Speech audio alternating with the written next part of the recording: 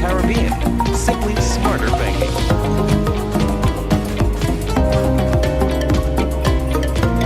Jingle your keys and get in gear with a car loan from ACB. Drive away with a loan that fits you. Get up to 100% financing and 10 years to repay on a new or used car. Plus, get a pre-approved credit card. So rev up and get in gear with a Simply Smarter car loan. Call or visit us or go to acbonline.com for more. ACB Caribbean. Simply smarter banking.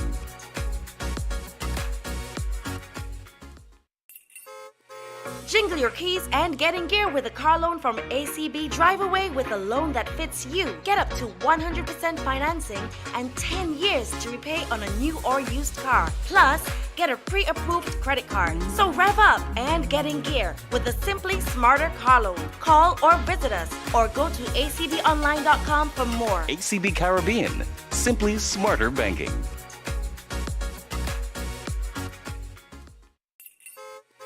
Jingle your keys and get in gear with a car loan from ACB. Drive away with a loan that fits you. Get up to 100% financing and 10 years to repay on a new or used car. Plus, get a pre-approved credit card. So rev up and get in gear with a Simply Smarter car loan. Call or visit us or go to acbonline.com for more. ACB Caribbean. Simply smarter banking.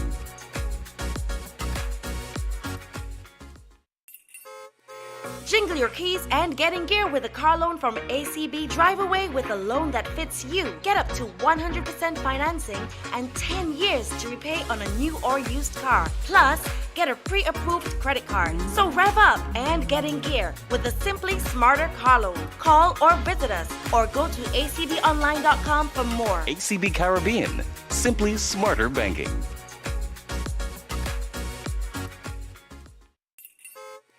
Jingle your keys and get in gear with a car loan from ACB. Drive away with a loan that fits you. Get up to 100% financing and 10 years to repay on a new or used car. Plus, get a pre-approved credit card. So rev up and get in gear with a Simply Smarter car loan. Call or visit us or go to acbonline.com for more. ACB Caribbean. Simply smarter banking.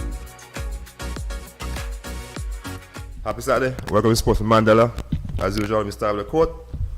Progress needs direction, not speed. Morning, Taddy, what's up? Morning, Elman. Morning to you and the listening viewing audience. Hello, special guest here, Coach Steve Liebert, right? I must tell you, early guy, he bowled spinner, he bowled pace. I'm a bouncer guy. You know, but it's good to have you, you know. Early at the funeral Thursday next week, I have 3 of them. Wow. You know, so, hey, you know, that's my life now. Everybody say that's what all I deal with, a funeral. You know, so. But, like I say, you know, I mean, we have to discuss something later, the West Indian stuff, but we're going to get that later after we put some short pitch bowling. I want to say good morning to Mr. Steve Breezy Liebert. How are you this morning? Morning, not too bad, thanks. Thanks for having me this morning. You're welcome. Yes, you must be wondering how come I know your name Breezy. I want to believe. You have to know me well to know me as Breezy. That's one of my nicknames when I was a bit younger. Don't go by that nickname anymore. But yeah, so you have to know me. Pretty good to know me as Breezy. So tell me about the name. That Breezy come from. You just be a shotgun player? Play a lot of shots? A couple of my nicknames.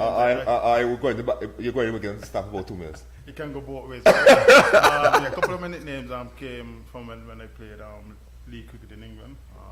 Obviously, you know, the English is one who back then believed in batting time and correct. used to score quite quickly.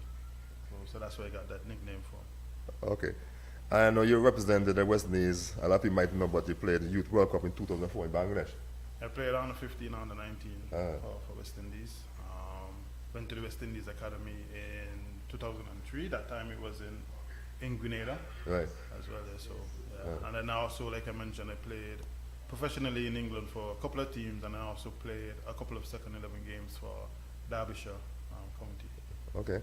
Any special? I sure a lot of innings, but what are some standout innings you can remember?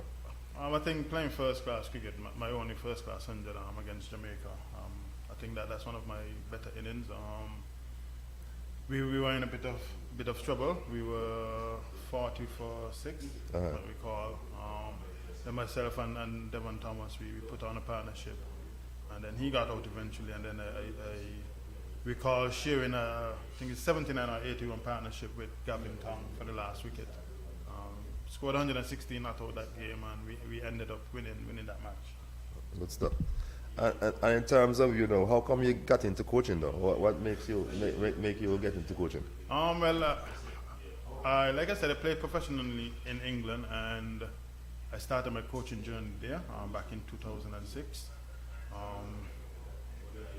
It was inspired by Junior Mitchum. Everybody knows him as Chicken. He told me it's important that you get into coaching now. Don't wait until you finish to start coaching. So started my coaching badges in England back in 2006. Used to go down to going down to Old Trafford every morning in the cold. When I got to level 2, that was in 2007. Doing my level 2.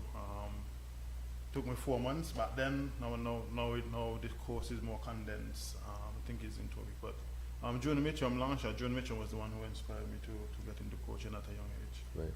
I know you got a stint with the West Indies under 19 female team. How was that? I would have coached. I hope I skipped. No.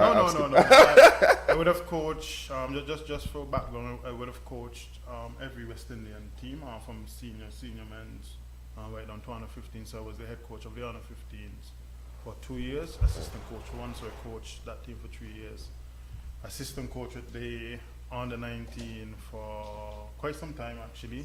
I did from 2018 onwards to 2022. I did a stint as the assistant coach for the A team back in 2017 when Graham West was the head coach. Yeah.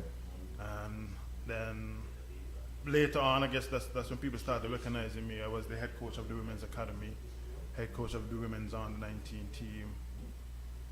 I was actually assistant coach to Andre Coley with the women's when they toured England during COVID back in 2022. Oh, okay. So I've been coaching a while.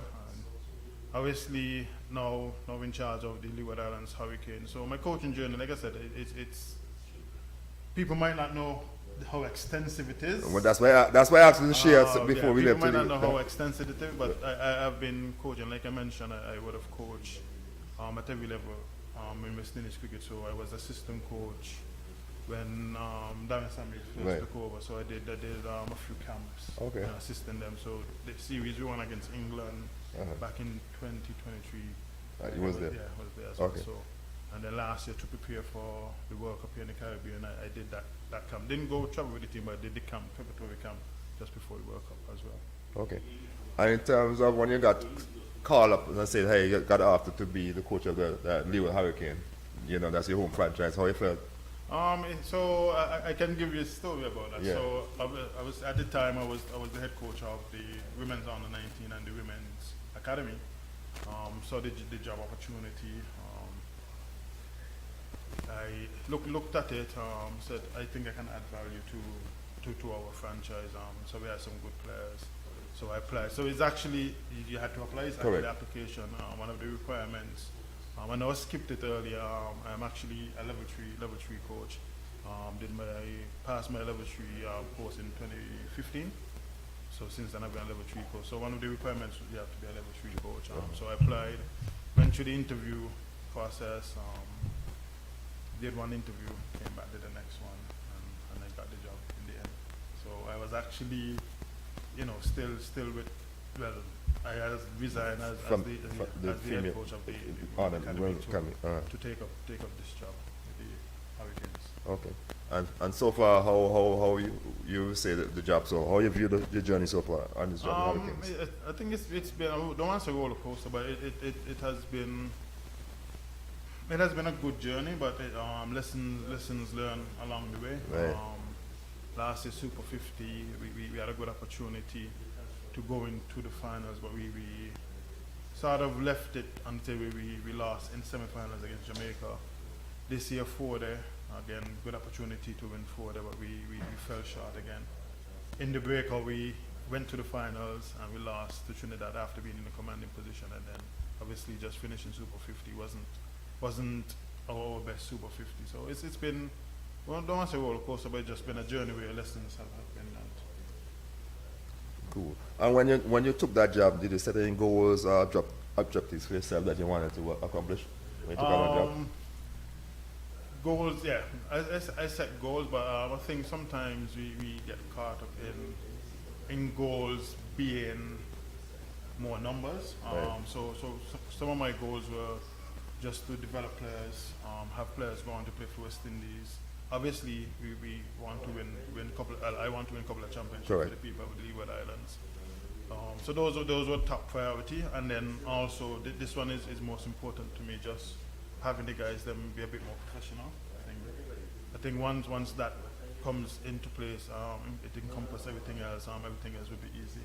Yeah. And the last part, I like that last part where I said about professional, because that's something key in any sporting arena, to be professional as much as possible in terms of self-training, the discipline and stuff like that, without the coach being pushing you and the manager pushing you. How you find your guys so far? Hoping I put you on the spot. No, definitely not. So when I first got in last September, one of the things we spoke, what I'm big on is accountability. So I spoke to the guys about taking ownership of their own personal game. Yes, you have a coach there, but I feel at this level, more so for the senior guys, it's just for me to facilitate what they need, because they've been playing cricket for such a long time.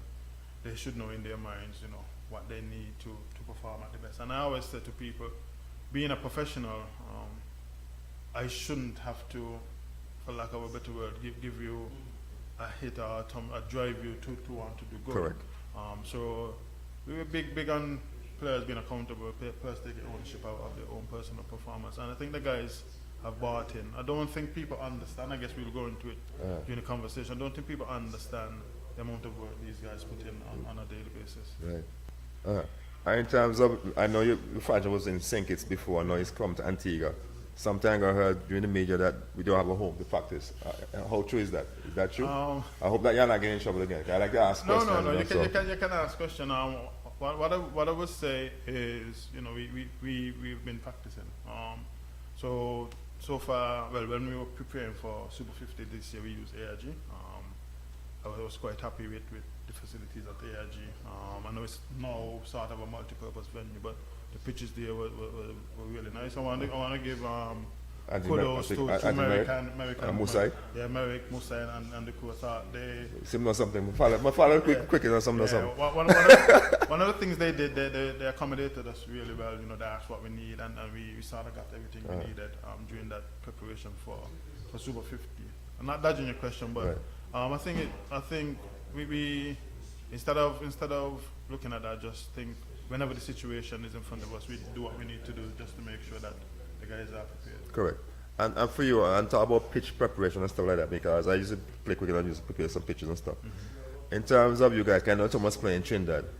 Did you have a conversation with America and Musa to say you want certain kind of pitches for creative kind? No, you spin that, it basically is spinning pitch. It's a pity you asked the question. So we would have had some questions, some conversation myself, Sir Curly. Right. Sir Curly came on board recently, and he was used to the pitches in Trinidad, obviously being low and slow. So we were saying to him the pitches has changed a bit. So in terms of like having conversations with Musa and America. Not necessarily in depth, because we know, well, I knew from playing last year, most of the pitches had a bit of grass on them, and they were a bit different than what Trinidad is accustomed to. So the pitches at ARG, they had some grass on them. We didn't want to change them too much, so the only thing we said is, let's give it a couple of days. Right. Yeah, so we didn't have really in-depth conversation. Okay. I just called a name that I have your call, because I was going to ask about that too. Secretly, having secretly on board and stuff. What kind of value brings to your team setup? Obviously, having a legend on board, and I remember saying to a couple of guys, like, I would have worked with Sir Curly before with the under 19s. He was one of the assistant coaches back in 2022, when we played actually the World Cup here in the Caribbean. Yeah. So I know Sir Curly, having worked with him before, it's always good to have a legend on board. Sharing his stories, giving us insights, and obviously I think he's a really good addition to the coaching staff. Okay. And in terms of the team chemistry and feedback to having you on board, how you find it's been going well. Like I mentioned, one of the things I love about our group is their camaraderie, and openness in terms of having conversations. Guys are not afraid of having conversation, having harsh conversations, and that's something I welcome. I think in an environment, especially in a professional environment, guys should be able to share their opinion without it, Correct. being personal and guys feeling attacked. So I've been welcomed into the group. Obviously, I would have played with some of the guys, and so I've been really welcome in the group, and things have been going fine so far. In terms of you as coach, you have any like dealings with the different coaches around the island and Antigua, St. Kitts? Because obviously your head coach really was saying you need to touch base with those guys to make sure really true. When I look at the Liberal team, we don't have any fast bowlers, and that's my problem. I want to know where we can find some fast bowlers. Fast bowlers as in 90 miles an hour? That's correct. That's what I'm fast bowler. And that's how I'm male pacers. So conversations, yes. So usually I have conversations with guys. I'll be honest and say not as often as I would like it to be. More so, obviously, with the focus being on the franchise. But I would have conversations with guys from time to time, just who's coming up, who's upcoming, etc. So conversation would have been had, but not as much as probably I would like. Okay. Can I jump in again? Yeah. Okay, I just heard something interesting just now. You said that seen in the fast bowlers. As C said, you mean fast bowling 90 miles per hour. What do you think we're talking about spinners? I don't understand it. You're not big in the spin bowling thing, But and I'm saying to you, I heard this young guy, Pittman, has some pace. I heard so. I don't know if it's true or not. But are you involved in the selection of the team? Yes, definitely. So I heard the Pittman boy that good. But I want to knock you like a bit quick. No, that's fine. With Kelvin, with Kello, as he's affectionately known, like I said, I would have worked with him because I would have been involved with the West Indies Men's Academy as well. Okay. Like good up and coming fast bowler. Hold on. He's 90 miles per hour. So in recent times, but this is just feedback from his coach. His pace has dropped a little bit. So he's bowling probably mid-80s now, but yeah, he would touch 90 when again not as consistently as before. I was going to answer your question by saying, and this is stories I would have heard. Obviously, I'm oldish, but not as old as some. I think the modern day bowlers, they're not as, and probably throw a question out to you. What do you think is the difference with guys of yesteryear as opposed to fast bowlers from now? Because what I find, sometimes guys probably bowl quick in a particular spell, but not sustained through. Okay, I don't know. Maybe it could be level of fitness. Maybe they're not fit as strong as the guys used to be. Maybe the guy's not working hard enough on the fitness. I will tell you, in my time, fitness was priority. You got to be fit and strong. Taking everyone hills, taking to the gym, beach, everything. Because I want to know, every time they bowl, they can bowl fast. Lunch from Saturday, play lunchtime. For a second spell, it was our same maintenance space. Fitness, I got to mention about winning hills. Because we answer, I think fitness, like the guys nowadays, obviously there's a fitness standard. Right. So guys, there's yo-yo tests they do 2K run. So we're actually currently in our after tournament testing. Right. So in terms of being fit, the guys they are fit in terms of the requirements. Heard about hills. I think probably that's probably something to add to it, because I was gonna ask when I speak to old people, they speak about guys running in the hills. Right. So do you think you hear me that? when I call them? Yes. Sorry. See, I heard it said something a while ago now. That they piqued my interest again. Can I say, in terms of the fitness level that they set, the standard they set, to meet that requirement. But I can recall when Bongsin and Kerry went, they was going to Sri Lanka. And they went to Trinidad. They told us when to Trinidad for training. And they went with this, exercise, training stuff. And about 10 minutes, 15 minutes into the run, and the guys burn out, and then he started to warm up yet. So when he had a stand at any height, that's what one did. Yeah, so I think it's public. So guys are required to 50 on the yo-yo test. Yeah. That's the standard now. And I don't want to misquote the wrong number, but I think it's 7 minutes and 30 seconds, maybe somewhere around there, I think. But don't quote me on that one. I know the fit the yo is actually 50. Cause you know, as studies say, when you're fit, whether it be a batter or a bowler, your mind is alert and you go on. Because for me personally, with the West Indies, they did it last night, but for the West Indies team, I think some of the guys are not fit enough. Plus the technique are very poor and stuff like that. But when you're really fit, you concentrate for long catches and so come like nothing to you. So you really fit. Yeah, I think so. 'Cause even in life in general, cause I can use myself and as an example. I find like when I go back to gym and stuff, I find actually just think a bit clearer. When morning comes, I am not struggling to get up and stuff. So you have a point. You have a point there. But not sure if you guys listened to the interview Justin Graves did at the end of the game yesterday. He spoke a bit on fitness and he spoke about being resilient and stuff. Right. And I think that's something I sort of found now with guys, just being resilient, being a bit probably being a bit tougher mentally and stuff. I think that's some of the things I think we sort of lacked, and just have to find ways to get. But I don't think skill wise and stuff, the guys are too far off. I think skill is there, but it's more like being resilient and those sort of things. Okay. But I want to touch base in the same stuff, because I've heard, I think Earl have heard it too, he has heard it, that when they were in St. Kitts, with the trainers, like the special squad, I know I call it name. The breakaway, mixed league stuff. No. The franchise, The franchise, it was in the Antigua, all the guys get the leaders. franchise. Guys come there and not fit. And they paid all year on. How can that happen? I can't speak. I know, to but it. that's what I I said. can't speak to I any know franchise. you can't speak to that. What I was saying. No, at the time of Okay, franchise, no. no. It's a Leave Liners squad that they were called. When the guy started my Cameron, Dave Cameron started this thing where our guys were like on contract. Oh yeah. The franchise system set up. It's franchise, Set up, yeah, okay. franchise set up. So how can you be paid and not fit when you go to the camp? Yeah, that's what I say. I can't speak too much of what happened. I can understand that. I was not involved then. But what I was saying now, like our guys, we actually practice for most of the day. It's skills and obviously gym as well. So just to give you a quick breakdown of our like now we like a daily routine. yeah, like. just one of the days. We assemble whether we practicing at ARG or we practicing at Selby. Wherever we practicing, we assemble for 9. Practice from 9:30 till 12:30. Guys have an hour. Come back from 1:30 till 4.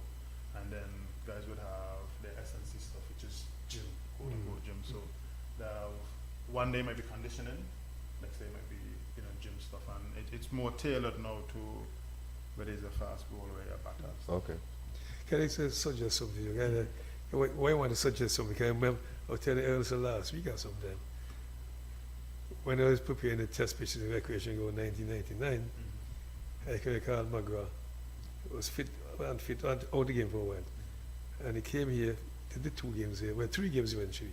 But I remember Curtie came one time with Simon, Curtie asked about his fitness. And he said to Curtie, he was running the treadmill about hours every day.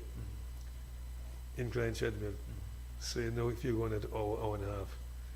So I think the fast bowlers where they are, they should try to achieve the kind of level of fitness. Because when you call the fast bowler the bowler, you want him to bowl. Yeah, definitely. And so It's a bowl, why bowl 90 miles per hour? yeah, so Curly would have had those sort of conversations. Like I mentioned earlier, we are quite happy to have him on board, and we see all the fast bowlers gravitating and having conversations with him.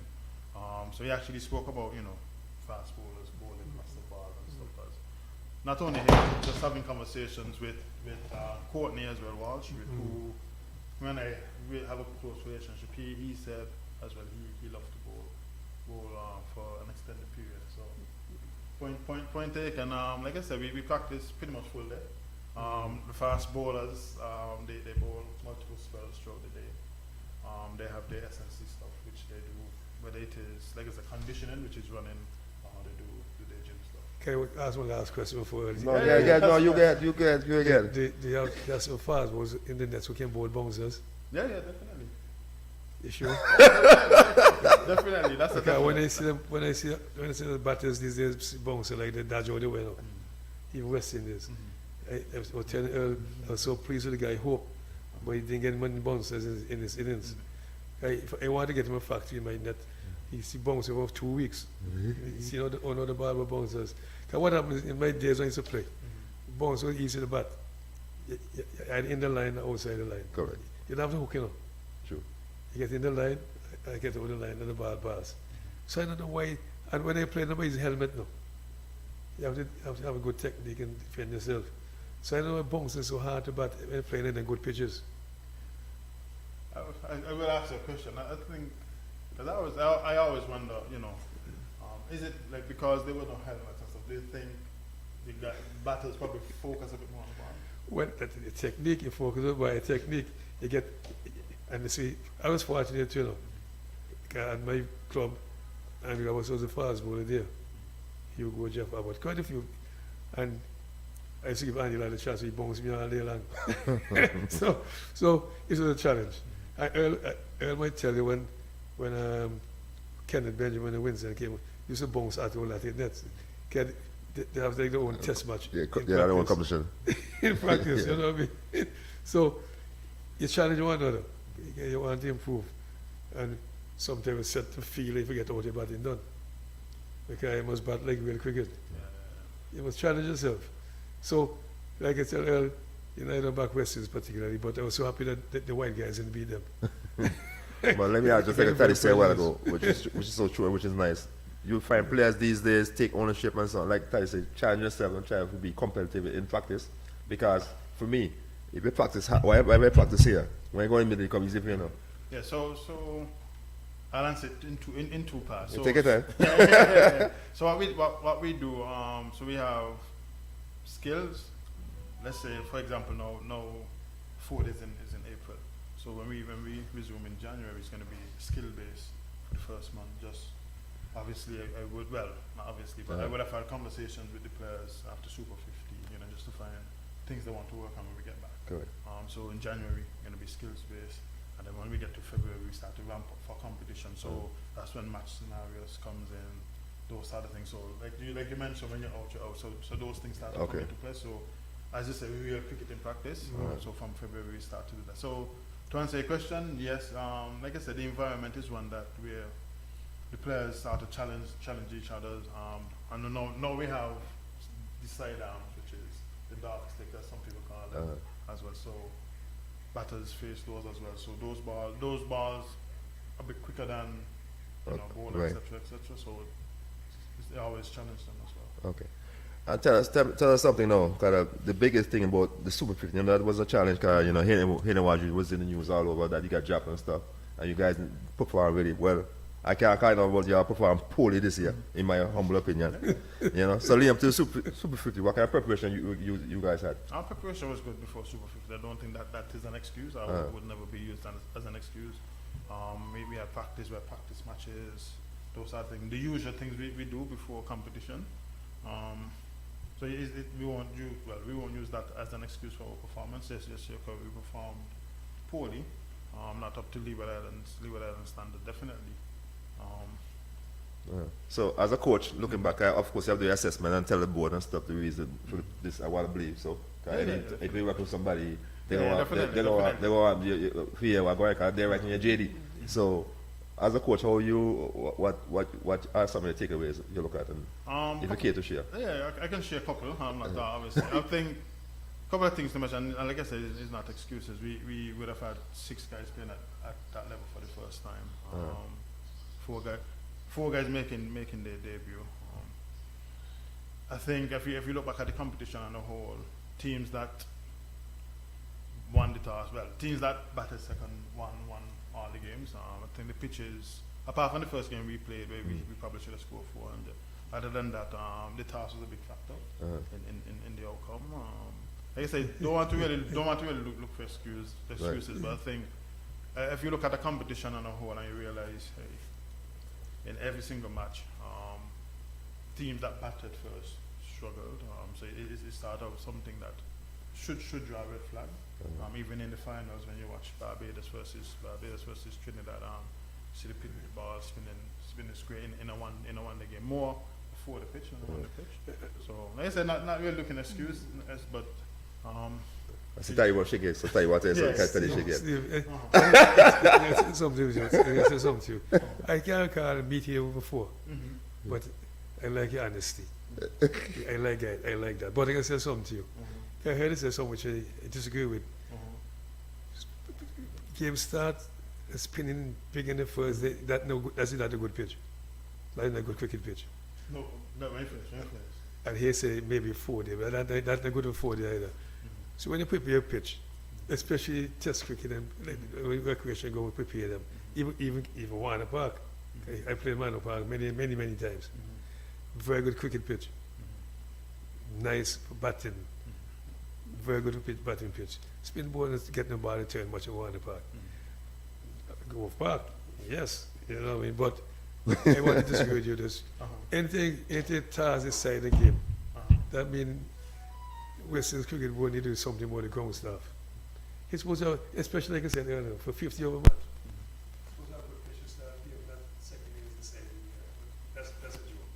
That's a joke in my opinion, a real joke. So don't use that, blame them.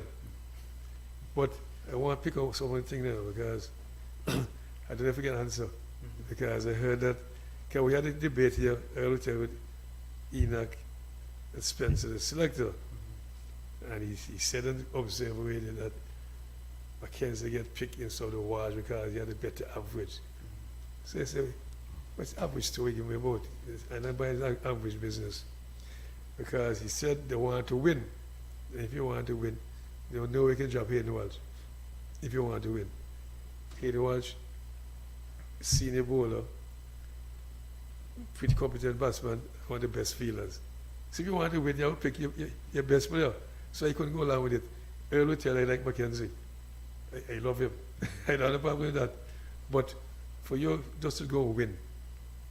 And then I heard yesterday through the grapevine that he bowled 3 overs in the tournament and he had to play again. Is that so? Yes, he played it well. It's public knowledge. I don't want is a yes or no answer. Is that so?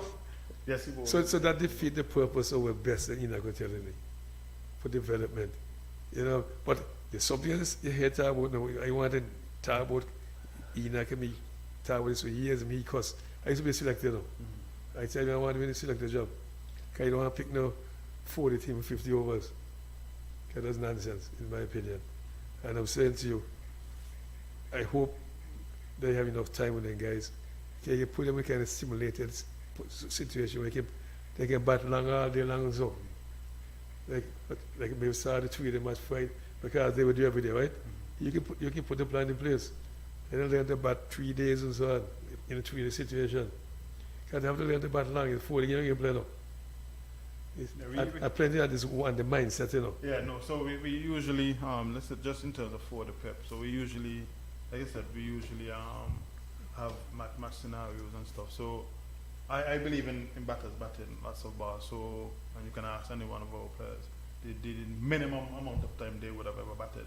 Let's say we're doing nets, just for example, is 40 minutes. That's the minimum amount of time, and some guys bat for like hour and a half, 2 hours in one particular session. So those are things I believe in. Again, we starting to prep for 4 in January. And like I said, we're doing skill based first, and then we go into match scenarios. So guys will have the opportunity to bat lots of balls and bat long periods. See, I don't want to hear about balls. I want to hear about innings. See? Session by session. Session by session. Days where you're going to know if fast, will come bowl second spell and third spell. I tell you, man, see, we're young. When I was captain of Rising Sun and I played Rising Sun, that was 1970, 71, 72. We had some fast bowlers, but 3 balls, 4 balls ball in the afternoon. They bowl all day long. The game start 11 o'clock, 12 o'clock. They can't bowl 3 hours. They're tired under the sun. They're not fit. Well, I should know Gunner and Cleve Joseph. Yeah. We played a game against, and I forgot a game against Sierra Farm. No, Sierra Farm and then Speeds. And the guys bowled new ball, and then everybody started to say, wait, this time we have 2 bowlers, but he showed the level of man fitness. And the man was born in same speed, that bumper, the ball the same speed all the time because the man was super fit. So that's what Taicha alluded to. I understand what you said, because like I said, a conversation with Courtney Wash, and he was saying he remembered playing a game for Jamaica, and he decided that he's going to bowl until the game done, and if he bowl out, they would win the game. So, So you know the kind of level of fitness that is, right? Right. Okay. See, I would get the fast ball is real fit. But like I say, maybe now the fast ball, the 90 miles per hour guy is not there anymore. Yeah. But they can bowl 80 something bowl very good now. Hadlin and guys like even McGrath and guys, they were no 90 man all the time. Currently Amos was no 90 man. Hungry watching him and Winston them all faster than him. But he was 80 something, consistent length in line, slipping the bounce now and then. So you'd have to tear with 90 enough to be successful. But you have to have good pace and fit. And I get like Joe Tally coaching too with some Gunner, Cleve and all the fast one factory, because we used to play up Sugar Factory. That's the home quick in Antigua. They just say they're fast and real fast. So Tally challenge and say, "Alright, fast, okay." He called the best man in the world. You know who that be? King Viv. To come up there and practice and give by a new ball. And I say I fast from how fast I be. And somebody ball a bumper and make the Viv took and knock that drop off he had. And Viv just started knock all about the park. But the man was going very far, but he showed the skill. That's when I realized, I see the man I was starting at skill, and when I saw stuff, that's when I realized it's the best thing I ever see. I don't care what anybody say. Because the man was real sharp. Real sharp.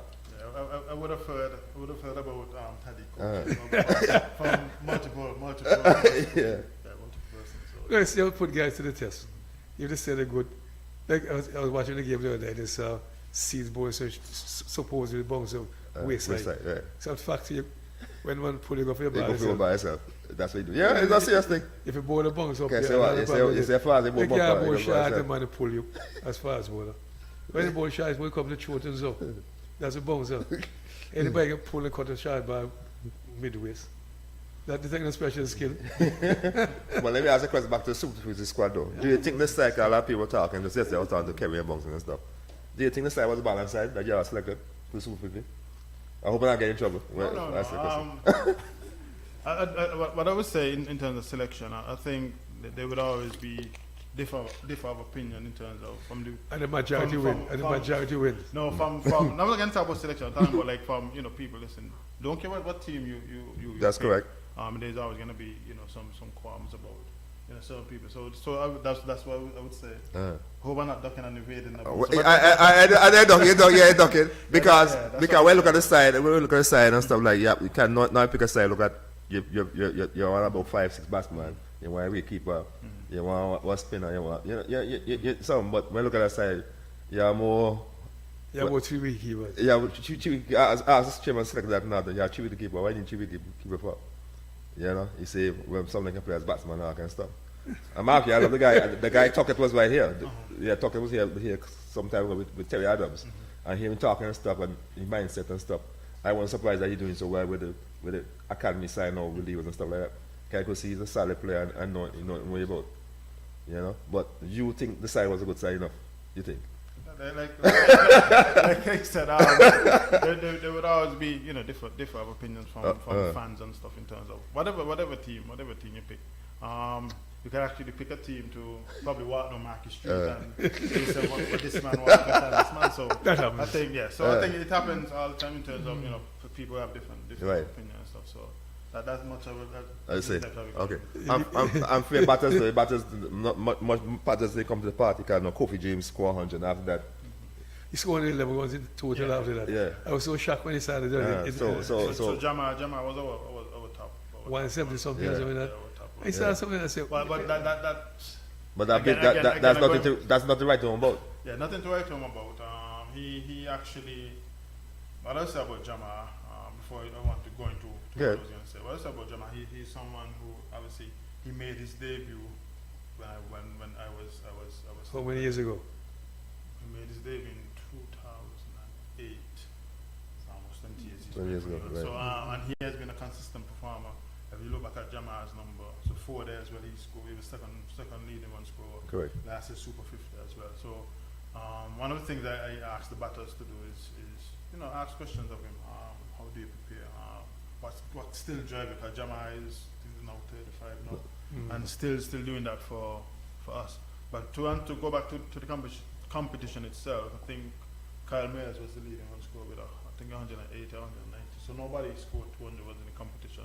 Obviously, Hold on there. obviously the Hold on competition there. was. Do you think that was a part of the pitch? No, I was against the competition was one heavily affected by rain.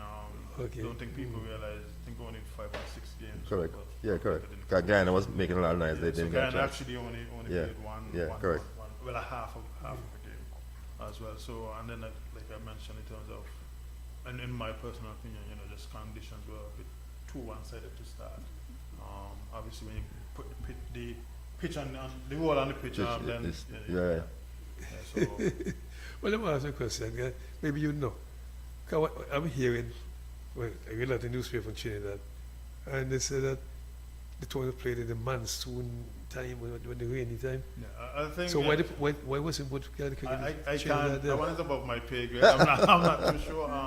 But I think that was one of the things you would have heard that coming down Trinidad. This is it's probably Yeah, rainy season. and stuff. So Well, even, I want to knock you a question like that. But you can answer it. But what I feel with these guys right now, we just playing tournament sake. Because Leeward Island doing the same thing. Because the tournament is same for me. For me personally, I think it was too much on the players.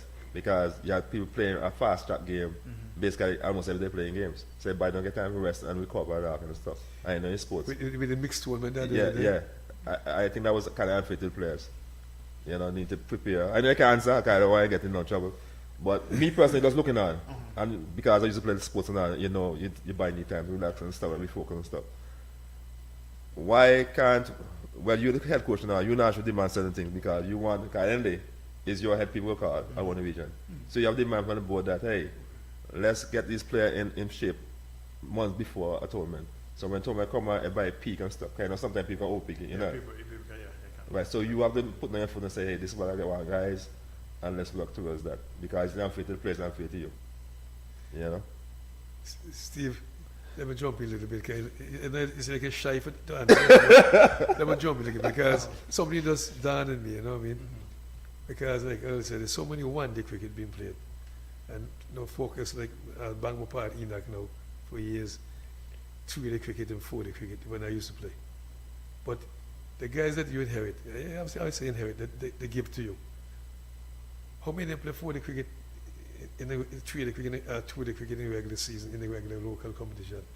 That's part of the problem. Yeah, you're quite correct. And I think that was one of the, I'm not too sure, I'm just speaking on my stuff, but I think that was one of the reasons why the franchise got moved here as well, because in the Leeward Islands, if you realize, Antigua is probably the only one who play two-day cricket. Yeah. And you're quite correct. Some of the guys have never played, apart from playing for Leeward Islands, never played 3-day cricket, etc. So I think it's something, another thing, it's something that we're trying to address in terms of like, when we, once in the franchise, like I mentioned earlier about taking ownership and those sort of things. So in the franchise, we try to give them opportunities to play 2-day, 3-day cricket.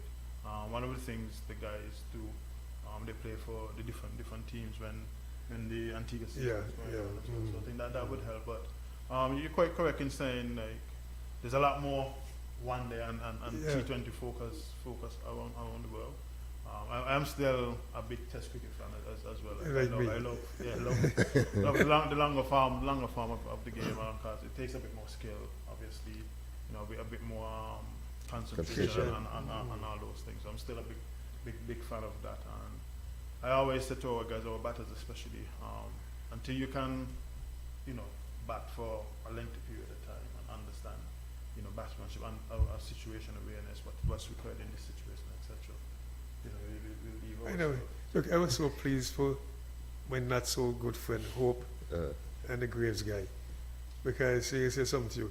They played a practice match before the test match, and the headline was 4 guys scored half centuries, and they said to the guy, "See, your West Indies can't win the games. The guys are scoring centuries, half century out. But when they play a half century T20, this is a great innings, Okay, he might score a half century, about 10 balls, that was 20 balls. I say, great innings. That's the T20. But when it comes to test match now, you know what I mean? And I'm a Leeward Islands guy now. I said, I saw West Indies guy. You know what I mean? I'll be honest with you. But I like what's it. I don't want the white guys beat us up. But I'm very prejudiced, you know what I mean? So when I saw the draw the game last night, I said, wow, great man, happy. We're real happy. And 400, I was telling Boaster last night, you know, we hang out in the village. But we said, how the score going on? I said, well, hope they're not. We said, oh shit, I'm in trouble. But then they told me Graves on 95. I said, okay. And then when Wakers man said Graves scored double century, I said, what? Boy, this is only real cricket again. I'll go definitely quick, but me want to come back to what you said about the franchise. Cause in St. Kitts, they're playing red ball cricket in St. Kitts? Not to my knowledge. St. Martin playing red ball cricket? Not to my knowledge. Nevis playing red ball cricket? I think Nevis does. Munster play red ball cricket? Not to my knowledge. BVI and St. Anne's play red ball cricket? So my childhood... I hear not to my knowledge. You can't confirm them, man. I don't want, so, why is that not to my knowledge? They might start recently. and I don't know, so I don't want There's a reason why I ask you all this question. You know why? Because your focus here while I was on the guys selected for the franchise. But there might be a talented guy in St. Martin, Munster, and so that nobody see. So how we get those guys to be involved? Somebody there want to be played the cricket and stuff. I think that's why I asked the question. Yeah, I understand the question. I don't think. I'll be careful what I say. Take your time. No. I think guys, obviously, like I said, there are conversations happening. Conversation people don't see in terms of like probably potential players and stuff. So we actually have. You have a scout? I have a. Once we have a.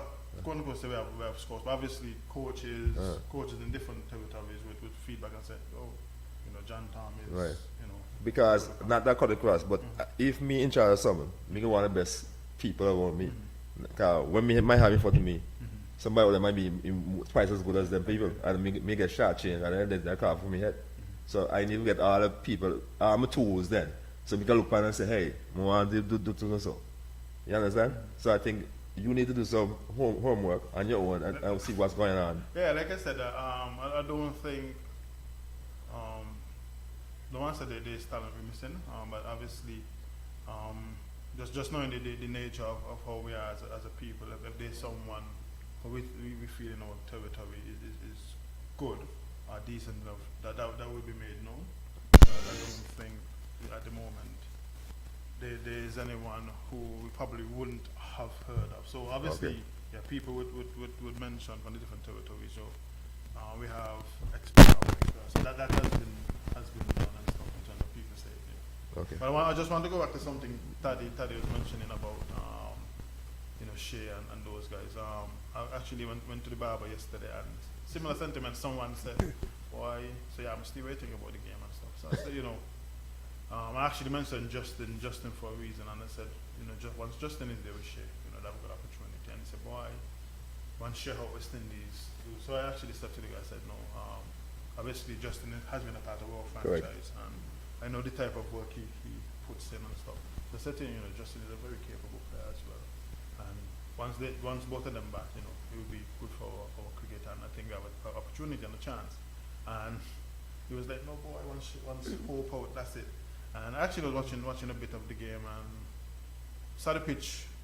Obviously not typical New Zealand condition. The sun was out, pitch a bit placid, and just watching Justin bat, it actually brought a smile to my face. I actually had a conversation with one of my staff, my support staff, and I said, you realize, lots of our overseas players, so we would have had Justin and we'll have Django, and now we have Justin. Always when they come to the league, they go on to the next level, and I was quite happy for Justin. Like I said, I know all the work he puts in, all the hard work, very dedicated cricketer. Always look to improve his game. I was quite happy for obviously us as West Indians to get a draw, and then obviously him getting number 100. I want to jump in. I'm very happy for him too. I know he played with our franchise and all that, but apart from that, guys, something you said earlier to know, which you just said a while ago, about earlier I asked you about Jaffe, somebody from St. Martin and Jaffe. But I can tell you something. Our network streams on T20 about 2 years ago. They when I saw Mackenzie and Andrew for the first time. Seen them for the first time. I can't go cricket much these days. And there's a West Indian selector Zoel brought to see me. Butcher. Butcher. And yeah, one thing about the time, I said the two guys, the two best guys. I said that to him. I just said that to him. But I'm saying to you, they'll not say that in Antigua. And they keep telling Earl, if you go back to 3-day cricket and 4-day cricket, the amount of good guys who come to Antigua, it'll be shocking. But they don't get opportunities, this nonsense 50 over 20 over visits. And you'll see the young boy Francis the other day down there. Tennis Francis. And the young boy Graves, those guys who come to the guys, there are plenty more now, who get in the longer version, will score centuries. But in the getting the same because Enoch have this nonsense 50 overs cricket. So our guys are, in my opinion, kept down. But I said to him too in here, Monsieur might find some good guys too, you to play 3-day cricket. Neves might find some too, St. Martin, St. Kitts, and whatever. But give them the opportunity to play the longer version. Give them the opportunity. I hear for that. No money, no money, no money. That's all I can hear. The Westerners will cry no money. So how the cricket can develop if the guys are not given the opportunity? I will tell you now, Park, you never know much boy, we ask 2 every year. If you want it, you go England all about to go. But you have to give the guys the opportunity to play the longer version. These will develop the skills. And I was watching my cricket the other night, the Root score century, the Kohli score. You see the guy playing reverse sweep and any kind of nonsense sweep. They're batting real cricket. I have nothing against reverse sweep and that sweep and they tell the sweep now. But when it comes to test cricket, it's supposed to get bat long. Because test cricket is 5 days. Not only that, the guy from South Africa that make the 80-something, you know, the young man that Dale Steyn, you sent me to Dale Steyn say that he knocked about 6-6 and they were pure cricket shot, no slug, nothing. Yeah. It's a pure cricket shot. He come back, right, Brevis. I come back to what you said too. The longer, the more they play longer form of the game, the T20 and 50 overs come easy enough because they have the mindset already and the skill set, everything. But these young players, like I said, don't understand that. So I know as a coach, I don't know how you can get into the head. Forget it. No, see. Because some guys are farmer in his. That's a coach fault. So I'm to defend Steve now. Okay, Taddy, you call it. Yeah, I'm to defend the man. If the system is not in place, his job is not to coach man to run about 100 overs and so on. Right. He's supposed to not get them when they come to him. If I keep telling you, if Barbados and West Indies, Antigua, Trinidad can't find good guys for 4-day cricket, West Indies team can't go away. Right.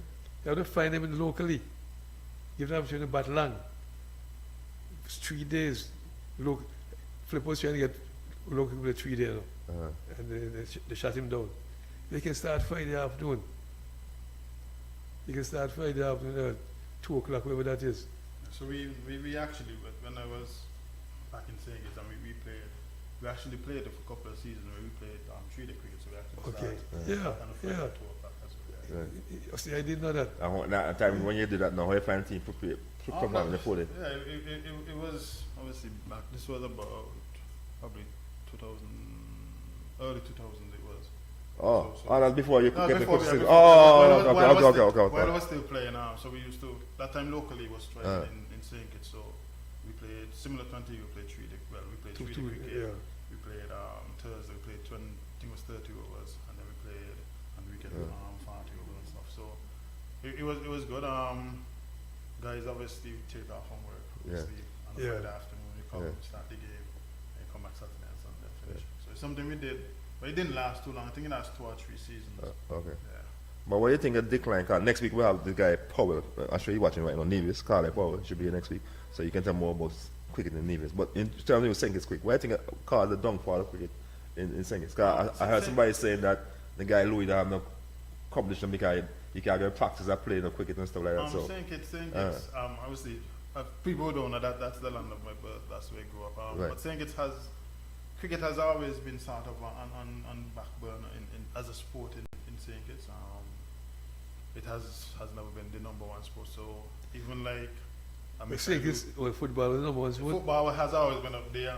And track and field and stuff. But even like Mikael, obviously Mikael can walk around still, and some people don't really know that he plays cricket. Yeah. Okay. Yeah. Stuff. So it has never been a big in terms of a sport in St. Kitts. Obviously, what I think, to answer your question, what I think back then when I was growing up, obviously I played for Newton Cricket Club. At that time, you had Stroke with him. So no one Francis then? Yeah. Okay. You had Keith Atherton. You had Darwin, who was in charge of the post. Yeah. He played for Newton as well Yeah. back then. So yeah, those guys love cricket, and I think the love started going out of cricket. So I think that's where we are now, and now we have a new breed of players who probably want to revive it, trying to play a bit more cricket. But there was a time when cricket was sort of at a lull in sinkers. Okay. But I must say something. I was kind of surprised. And I know Sinkers people love football. Guess you go down there watch football. Actually, in Sinkers all the time, well, but that's another thing. But when I played in like 1973 and the crowd was real big. Yeah, so back, yeah, that's what I said. So obviously, and it started to dwindle. Because I was going to say, Victor, you listen to Victor, my charge just say, wait out. Yeah, Victor still Victor still goes to cricket and stuff. So, like I said, it's probably a handful of people who still has that burning desire for cricket and stuff. So obviously, they will go and watch cricket, still in things. But obviously, yeah, back in the 70s, 80s, my dad was a big cricket and football fan. So you have those people as technology and all those things. Yeah. You mentioned something earlier about training in the sun and stuff. I think lots of people now, as opposed to back then, don't probably want to do that. So lots of kids, you see them gravitate towards the football also because football, and let's be honest, football. Let's set tools up. I know. It's probably a bit cheaper as well, and obviously, cricket, you need the whole shebang. Whereas, I can remember back growing up as a little youth man in the 90s, we probably, some of us used to share gears, people used to sponsor, and you go and you get equipment. I think there's a lot less of that now. So, people gravitate, I think, towards easier than doing Steve, True. cricket calls for more discipline. Yeah, well, I wanted to touch. I want to say, okay, I said something. I wanted to touch that briefly. Okay, I tell my guys, cricket is not the health smoking sport. People that football and basketball, they gravitate to the smoking business. When I was saying cricket for you 6,000 on time for that. So, people love football. The young people these days, they like the football, they can knock off and do anything. Yeah, but cricket, is strictly, you have to be disciplined. You have no choice. If you want to be. And at factory, guys, you have to go and practice again and play. And I agree with you with the discipline part of it. Like I said, it's not an easy sport. It takes a lot. And actually, I was having a conversation with someone a couple of days ago, just in terms of your particular sort of fast bowling. So I was saying to them, it takes a lot, to repeatedly puncture the front foot. Yeah. And you have to, like you say, you have to be fit, you have to be strong in your core. So someone was like, they asked me if anybody can bowl fast. I said, you have to practice to be for that and stuff. So yeah, it's cricket is a sport that takes lots and lots of discipline. plenty discipline. I want to ask a difficult question. A difficult I question. never got able to So we answer tell it. myself, you ask man an easy question. They have a guy there that I personally think that he's young. A guy named O'Shane Thomas. I think O'Shane, for me personally, by looking at him, I'm not going to judge him, but I don't think he take it fitness serious. Because if you have analysts and you have video and stuff, for me, I'm sure that prospect loves to have video and stuff. But when you can sit down and look at yourself bowling there, in your mind, do you tell yourself that you're fit enough? Because you're late to take a wicket and say bending over and all kind of stuff like that. So Back then we play cricket factory, I never see Carrick a fast ball. I beg ball, take the ball with my hand and so on. I can speak a little on it, because obviously it's been all the people been saying that I would have personally had a couple of conversations with him, and there's no doubt when he's fully fit, he's probably one of the quickest in the Caribbean. He still does it from time to time, and so I had a conversation with him, just in and around those things. And what I would say, he might not look it on TV, but he's actually getting. So he's actually putting in the work and stuff. obviously trying to, like you mentioned, he's still young. I don't think people understand how people know how young he is. I surprised with Fallout. I remember he stick up Coley. Yes, He stick up Coley the time in West Indies. And I think there was a video, and I think that's where the conversation came from between me and him. There was a video, I think it's in India, somewhere, somebody did it and I sent it to him. Where people like, where is Oshie? Yeah. Then they show that, you know, he's Of sticking course. up, bowling out. Yeah, this way, Coley and the other big man, we are Sharma, so stick him up. Mine was so quick. Yeah, but what I would say, is he's actually currently, you know, doing his fitness work and stuff and trying to get back to that option in the video I showed. I want to jump in, you know. I want to jump in. say you bowl quick. In 90. Yes. Well, hold on. See, no, I can charge you with this responsibility now. Yes. Go see the valley. Or 11 o'clock inside the daytime. Then you want 2 laps on our track. Bunksy know the track very well. And get in the gym. So you go on the treadmill. If you get the kind of pace, he's supposed to be West Indies team. If he's fit. I don't think it's. I don't think I can get him there. No, you spoke about Cedar Valley. I was actually speaking to Bones, and it was before we left Super 50. And he was actually speaking about one in Cedar Valley and stuff. Those are the things that he used to do and what's not back in the day. And we actually at the golf course and we had the conversation. So. Well, you're a golf man too? Yeah. I play a bit in my spin. Not as good as bouncing and those guys, but I play. I understand. Your pastime. If something going. But if he can go and see the valley 2 or 3 laps like Flip and them guys used to do, it has no fitness problem now. But I can tell you something, you know. There's a trick in it too, you know. When they go the 2 laps or 3 laps maybe, Sprint the hill. I will tell you that, just sprints up the hill. 6 sprints. But then I tell you, look, That's a killer. and doing the 6, I want 8. In case you have ball 2, no balls is over. If you have ball 2, no balls is over, the 8 balls going ball. And I tell you what, they run the 2 laps, 20-something minutes or so. But 2 sprints up the hill, they don't want to go up, they come back down. Then we test sprints uphill. The sprints. You get him fit. You get him real fit, Steve. Give the guy got the kind of pace, and his fitness is problem. Let's get him fit. And for me, he should realize that you should sit back and analyze yourself and say something. You're a professional, you're paid to do the job, so you have to do some self-inspection and say, hey, I was there before, let me go and get better twice as good as that before. So that's why I asked you to sit down and watch yourself, get in mind and see how you think and stuff like that. Wasting one so fast, ball is bad. Exactly, that's the thing that happened me. Even Pittman Keller, I speak to him all the time. I tell him, boss, you don't see us. Because when you see them man players, you should tell yourself better than them man there. I'm going to train twice as hard. If your pace down, you drop your pace drop, you ask your coach, what am I doing wrong? Ask some questions. That's how you improve. If you don't ask questions, you can't improve. If you say Pittman, I don't know who names them. I'll be honest with you. That's how close I am to them. But when I pick a team the other day, and he had the fast bowlers. So I was part of the flipper, and somebody else. And you know the fast bowlers anymore. People can't mail from I can ask me the same thing. But I want to ask him though, 'cause I heard Enoch and the guy, the selector said they had some guy, I think it's on semi, said that Yes, young fast bowler. one in You had countries. some young fast, they have some young fast bowler. I think it's I think it's St. Martin. Yeah, I remember the boy said that, but He was mentioned, I don't remember the name. yeah, but 2 young fast bowlers. I don't remember the name. Yeah, but those guys there, for me, if you say, 'cause those are rarity, right now in West Nickel, fast bowlers are rarity. So you I find think two, it's the same man. yeah, if you find 2 fast bowlers, you should have somebody close to them and working them right now.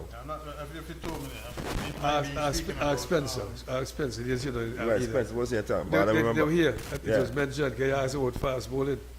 And it was mentioned. It was going. Yeah, Some young guy from I say Martin, I say it. so those 2 I think guys, he's saying it though. I think yeah, he's those saying 2 it. guys need to get, and then we have one here and I think this guy Tom. That guy in a little trouble, but he's quick, quite fast, I understand too. Those kind of youngsters, you need to get them in some kind of camp right now. 'Cause them like Diamond. You know the kind of stuff. And I saw him bowling. You know, but he was famous. Winston Sons. And there's a guy the man fast bowler guy. Antonison. Those guys were Antonison went down guy and they did very well, but those days nobody even replaced getting picked. Talk about fast ball, this guy, I was saying quick this morning, oh shit, I forgot. Sorry guys, from the language. Lionel Irish. He was by me by the back and he was saying what he must ask Ty about him. He says he says about fast. He played combine, he played I say the guy He played with Vivi Levi. that he tell me, he say, yeah, no, Vivi, so. Pick the combine he was away. Yeah. He was on like you forgot. Uh-huh. Mike Philly spoke about him here on the show. Oh, okay. He was telling about it, tell me, boy, ask him about me, 'cause I have a good He's swing now. pretty good, tall guy, both pretty good. Yeah, he tells me he just swing the ball like fast Irish. and ball fast. Yeah, Irish. He had good winners to play in the He same say, team. right, Charles car good, right, Yeah. car good in them. Yeah. Abe Wilson was the team, AMW. Right. And he told He me was that the team. the guy, Nabla Phillipson, make a signing for him because he went to school and study and stuff like that. Okay. Yeah, all that he was Yeah. giving the history of him, more fast bowling. Seriously, that guy's there. You know? I mean, he was pretty competent guy. Yeah. Well, the Antigua has had good fast bowlers, whatever since. You had good spinners though. But see when you go vacation, people want to see people bounce people.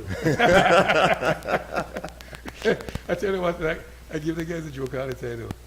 When you play for Antigua, you go vacation grounds, and some good fast bowler coming from Barbados, and the crowd say, bounce you know. They don't want to see the bounce you. I don't want to see how we are.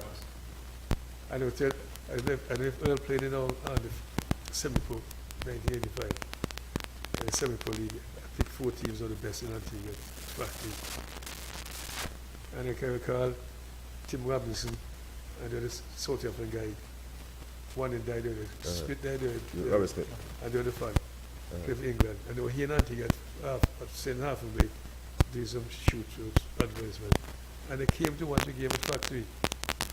Winston Benjamin, George Ferris, and Anthony McGarden playing against Sucky, Junior Anthony Amos Brothers. So. And those guys were like 15 and so on, 14, 15. And those guys asking the guys, how come those little boys playing against young boys playing against the guys? So they said, you have to send it to the coach. And they came to me. So I said to them, I'll tell you something, guys. See the guys playing out there? If they look like they're afraid of the ball or something, they carry it down, you know. But nobody want to hear about them again. So they go on like that and say, real cricket this is. So they can't be afraid. They have to show that the serious world cricket, they want them in the big league. True. And that's the thing for you. People back, you know. See the boy people just he grew up together in overs. And Antigua is a strange place, you know. When it comes to people and sports, especially overs. See the big pictures, if you make 200 runs recreation ground or whatever, nobody in overs will tell you you do good. They can tell you somebody dropped you some way. That's all they remember. But when they leave overs now, and cricket start, nobody in the world better than Vivi now. but it's funny face in our head, it's good. And I was going to laugh joke about that. When he scored 291 at the oval, passing going to over, his father's buying the bread and President DK. So they say, oh, which one stuff was, if you scored 291, this was the reaction. He full of shit, can't bat. His father. Should out so. Say, father, please. And that's overs people for you. If you get out, being goodish, they might, but get us through without, you're not going to happy. You get it? And that was his father reaction. Should get out so, full of shit. But that's Antigua for you. People that mark you hard. After you pass the test, you can play with the world. Tell me something, Mr. Liber. What next for you, Mr. Liber, on the horizon? There's a 4 they told me next for you.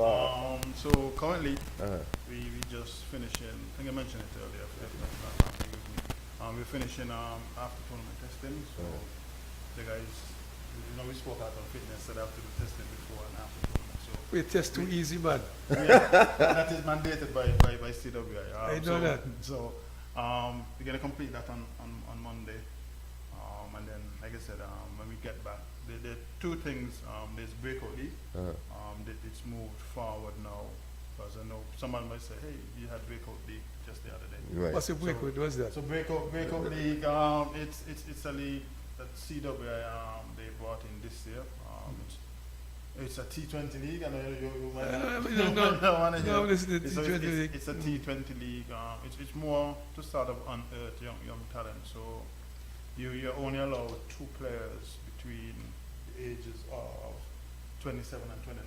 Everyone else has to be younger. There's some other stipulations where. What's a young old age? When you say young old So age? anyone younger than 27 So there's only two players. You only allow two players older than that, but they have to be between 27 and 29. So you can't play if you're 30 and above. Also, depending on the amount of T20 games you play, etc., etc. So there's some stipulations, and then also you must pick a leg spinner, you must pick two academy players. So there are lots of stipulations, but they're trying to give opportunities for younger players. I was going to ask that why not 119 for each franchise? You say why I was picking leg spinner.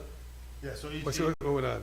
A wrist spinner. a wrist spinner. So Okay, each- that's why I get yeah, it correct. I want to get it that's straight. correct. Yeah, so each team must have a wrist spinner, and then I'm speaking on the rules from last season because we haven't got the rules from this season. But last season, the wrist spinner, they must have played 4 games and they must score 3 overs minimum in each of those games. So I think they're trying to, as well as unearth young talent, unearth leg spinners. But just to finish the question you asked, so we're going to be preparing for the breakup, which is in the end of January, Right. February, and then also our 4-day prep, which 4 days now tentatively set for April.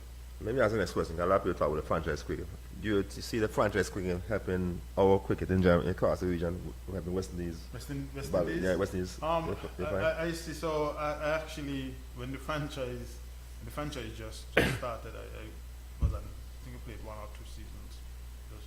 So what I will say, it's a lot more structured than it was back then. I think we are reaping some rewards because what you see now.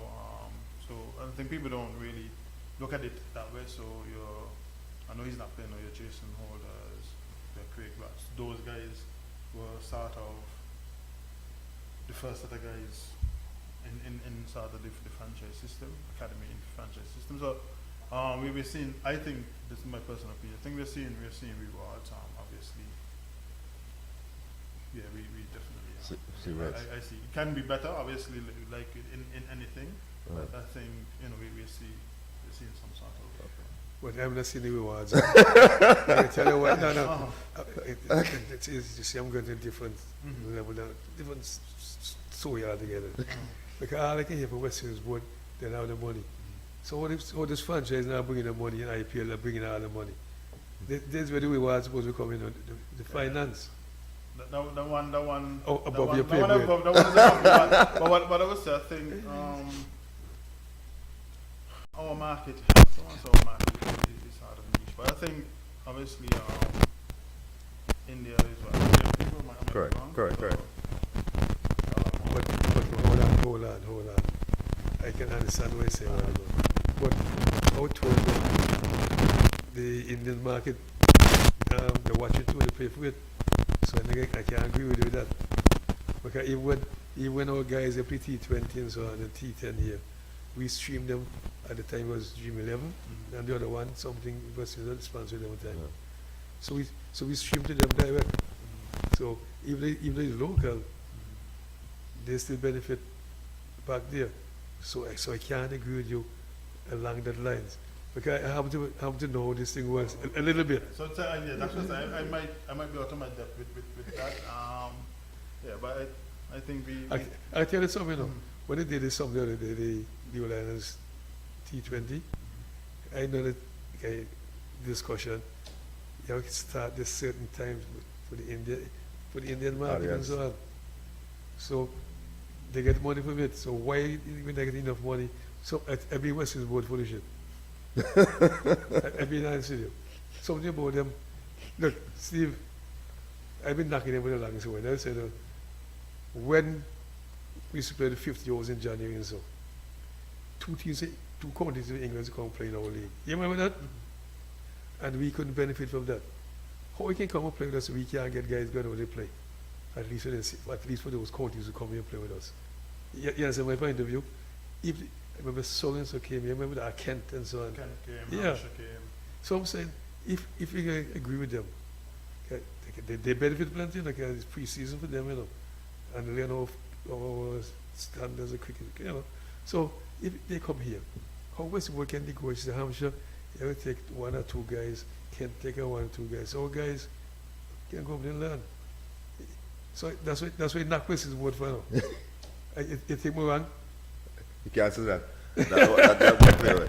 Tell me something though, but in your team, kind of last season, your team went to semi-finals and finals. What do you think is the problem? Is it mental barrier that we can't win finals? What it is? I think. Preparation? What do you No, I think? don't think it's like I said. I don't think it's our preparation. I think I mentioned earlier just about just staying in the moment. I think that's something we probably need to be better at. Just staying in the present as opposed to looking to fight. If I look at the breakout this year, we were well and truly in a commanding position, and it all went the other direction. So I think sometimes and it happens generally in life. Sometimes we look at the outcome as opposed to the process to get to that outcome. Right. I think that's something we probably need to improve. Not probably something we need to improve on. Right. Just staying in the present and just dealing Right. with what's in front of us as opposed to looking at the finish line. Right. I think that's probably one of the big factors. Just trying to stay in the present and don't get too far ahead of ourselves. Don't get too high. Don't get too Right. And in terms of the coaching, sometimes I bat and you see batter out the same out for 3 games and stuff. What kind of conversation we have with that batter? So me personally, I have conversations with guys probably on a daily basis. Sometimes it's cricket related, sometimes Right. outside of cricket. And Right. one of the things I think general public don't understand. Yes, these guys are professional, but there's also their lives outside of cricket, and sometimes it might not be something cricket related directly affecting them. It might be something outside of it. So just having a general conversation with Right. guys, you start to get the scope, and Right. me as I said, quote unquote leader of the staff, it's for me just to give the information to the other staff. Correct. In terms of just having guys do things repeatedly, obviously we have conversations and we start to try to work on it. But I think sometimes people just think it's just cricket alone, but sometimes it might be something outside of cricket affecting them as well. That's true, because as I say, I was with Teddy, that's why I play on my cricket. And sometimes when we're not playing games, he will have class and session with us and give us scenarios and try and pick up brains and stuff like that. So that's why I wonder if these, I know you guys big on this level 3 or level 4, but it's nice to have paper. But you have some on paper and can execute it now. I bet you put that paper in the garbage. But a lot of people don't like me when I talk and so. No, that's true as well. And I think one of the things that's pretty Teddy this stuff though. But one of the things I actually asked Curly this question, and it's something I recognize like back then. So I asked him about the double rooms, etc. And just having pretty conversation, he said like them guys, they did that a lot more. Just have conversation. I think that's probably one of the things we need to do more as the younger generation of cricket. Just have more cricket conversation as well. But your experience definitely might be different than my experience. And if we share those things, we can come up with. I might get a solution to my issue. You may get things like that. So I just think as well, you're correct. Just having more conversations around cricket. Not saying we don't do that, but I don't think it's to the extent of like what happened back yesterday and stuff. Yeah, can't remember he says and stuff talk about the length of the pitch and stuff. So now umpire could come and tell us about the rules and stuff. So you as a player, I'm talking not only captain, the whole team know the rules, know the length of the pitch and stuff. So nobody can come out there and tell you something you don't know about. And as I say, those conversations need to have with players and stuff, and so they can be more rounded and stuff like that. Yeah, and going back, so when I was in charge of the academy and the R19, obviously, it's something we did in terms of just teaching them the rules. Right. Go through the rules, the length of those different things, Correct. position, etc. Right. So yeah, I do agree with that. Right. And back to just Graves, because Graves is a guy I like a lot, and me Bunks was talking about him a couple years ago. Amongst at time he's a solid player and stuff. And it's just how, as I said, his preparation, but more for me, I think, his mental toughness. I think that's a lot of people, young players who was watching. For me, I don't know but for me, if I was a young cricketer right now, I would be watching the man career closely and so say I want to adapt his style and be like him, because he is the absolute model of a test cricketer that West Indies really desire. Yeah, he's someone who, like I said, since I came into the franchise, got to know him a bit better, and just his preparation, just his whole entire mindset, just about not just cricket, just about life in general and stuff. sort of goals someone you want to aspire to, like you mentioned, as a cricketer, the way he goes about his prep, the way he goes about his Right. training. I think some of the guys have gravitated to him. I would say we're grateful for having him in our franchise, and he's someone who still, you know, share bits in our group chats, etc., etc. So because he's, you know, now playing Yeah, West yeah. Indies a bit more consistently, he still speaks to the group chat, still gives his input and stuff. So extremely happy for him, to be to be quite honest. I actually sent him a message this morning when I got up, but I fell asleep watching the game, and What- I just telling him how happy I am for him, because I know he's the type of person he is, his personality, his whole mindset and character, and, Right. you know, happy to see that all the work he has Put in. put in. You know, he's someone who obviously Barbados has indoors. He's someone who trains like 9, 10 o'clock at night, just Right. working his technique. Sometimes I wake up and I see videos from him, message coach, or Yeah, anything. yeah. So he's someone who works extremely hard on his game. And that's why he produces the good stuff. You understand? No, but you can just by watching him play batting and how he go with the innings and stuff, and how he when he do a bad shot, you can see he really hungry, and he really he determined, and that's what lacking. I say, like, you know, cricket, the fight, the guts not there and stuff like that. You know, I want to put you on the spot again now. There's our rising star, young Joel Andrew. I think he's, for me personally, I think lost his way, and for me it's two things. Off the field and on the field, he has some challenges there. That, well, I know you're not no psychologist, so maybe that's above your pay grade or not, but he needs help. I wouldn't say he lost his way. Me and Joel, we get along quite well. Actually had dinner with him a couple of weeks ago. Let's have a conversation. The last time I see you, they try to cut the ball and make it stump. And then you remember that game there? Some game players try, but he could just come and punch them. Against Trinidad. So he actually in that game he was actually batting with what it was. Well, we found it wasn't broken after, but I don't know if you remember he got hit before. So he actually had his. So he was sort of restricted. In terms of let me stop it there. what he can. Let me what stop he there. can- I was let me tell you there. My last chance to go to youth tournament, because Stuart Williams might be watching you and me. I scored 5 and once. Second most ones in tournament didn't pick me. They said I'm too young. But 1990 I was selected to go to Trinidad to play Western Youth Tournament. And I was home using a cutlass and I got cut here and I had six stitches, one thing anybody. So I went to Trinidad with stitches in my hand. And in the practice game in Sengis to make later I scored 150 that out. So for me, it's my no matter. That I'm is playing still about myself again. I was playing a game in factory. Myself, Hamish Anthony. He got hit. I was walking out to go outside, try to go back in the wicket. That's not how we play cricket. We're not playing girl cricket. Next over, I got hit, bust my friend, blood and so in my gloves and stuff. I couldn't go nowhere. So I'm saying sometimes I have to tough it out. But I know how restricted but I'm just showing how mentally you have no stuff out certain things. So you get out to explain, but I'm just showing certain things about stuff. No, I understand where you're coming from, man. Yeah. I think like you correct. Taddy was saying as well, like, you know, the mentality is probably a bit different to yesterday to now as well. So in terms, like I was saying, in terms of Joel, I think people still where he's a teenager, still quite young. Another 18-year-old might still be looking to find a way in terms of their career, etc., etc. I think one couple of things, like injustice, the weight of expectations and stuff. But I don't think he has lost his way. We would have had some really good conversations over the last couple of weeks and stuff. He's going off to the Youth World Cup in a couple of weeks in January. Looking forward for good things for him during that World Cup as well. Let's say he's still a really good player. Well, I don't think I don't call him. I call him special. He's a special player and that's the thing that needs proper look after.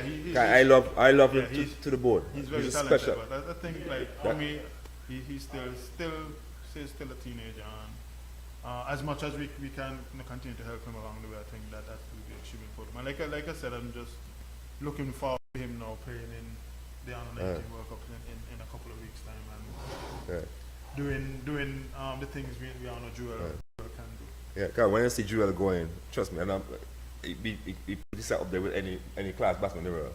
'Cause he's a special Yeah, he's a special player. definitely special talent. So I hope that as a head coach and stuff, I hope you guys have make sure you have Yeah, the team definitely. you want in. And one of the things I made myself available to guys right throughout to have conversations, to shoot my message. If I'm sleeping, because I actually go to bed quite Yeah. early, but if I'm sleeping, Yeah. when I get up, I would respond. Very good stuff. But I made myself quite open for guys to have conversation at any time. Like I mentioned a bit earlier, it don't have to necessarily be about cricket, because Sure. sometimes, you know, Yeah, guys have other things correct, dealing with correct. other than cricket. And yeah, I'm a listening, give advice. I might not have the right advice for you Right. at the particular time. I might put you in the right direction. Say one thing I do well. If I don't know or I can't, I would say, hey, not my field. I'll get back to you. I'll Yeah, get somebody else to yeah. assist, and that's good. Yeah. But as we look to wrap up, at the right time flies so fast. Pick up again soon. We're going to wrap up soon. Got to go to the airport and so on. But I heard Earls mention Joel and class and all that. But you know, I must tell you, young Steve, I remember about over 40 years ago when I started doing Parish League. Saw some promising guys, look this and that and that. So when I had the team, I used to tell them, promising and not fulfilling doesn't work. You can't promise even not fulfill the promise. Another young guy come and get rid of you. So this promising not going to work unless you fulfill the promise. And that is Joel. And I watched him for the 4 day, and he gets some more some nonsense he got out. With sweep this, sweep and that, and say he bad sense, but I want bad for the whole day. That's what I have that's what I have with him. There's no doubt about the talent. Nobody can question that. But like my good friend Hugo, they say, he got over school for Dunset batsman, Dunset cricketers. Yeah, I like the analogy you used there, Taddy, because I will speak a bit on myself. And it's only after I finished playing I start to Analyze. analyze and stuff. So like I was probably on talent, you know, someone probably should have been first for saying Correct. West Indies and stuff, and I didn't fulfill the talent. So you're quite correct.